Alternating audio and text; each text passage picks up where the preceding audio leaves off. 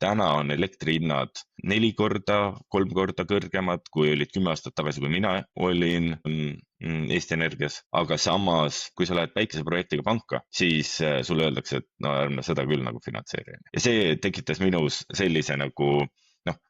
maailmapilt ei lähe kokku, et kuidas on niimoodi, et kõik hinnad on kõrgemad, aga see ei tasu ära, et paneelide hind on alla tulnud, turuhind on üles läinud ja kui sa kellelegi sellist projekti räägid, siis nad ütlevad, et noh, ära raiskama aega. Ja,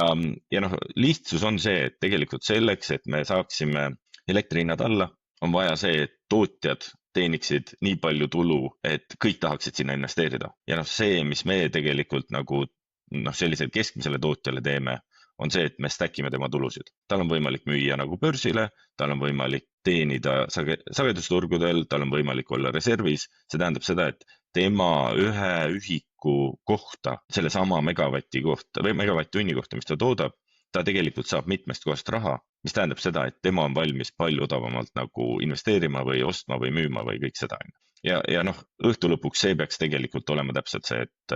elektri hind peaks tulema alla sellega, tootmist peaks tulema juurde ja noh, kui kõik need AI futu teemad nagu siin energia aplaks muutuvad, et siis meil tegelikult on võimalik seda energiat ka toota niimoodi, et meie hind ei läheks nagu 4000 peale.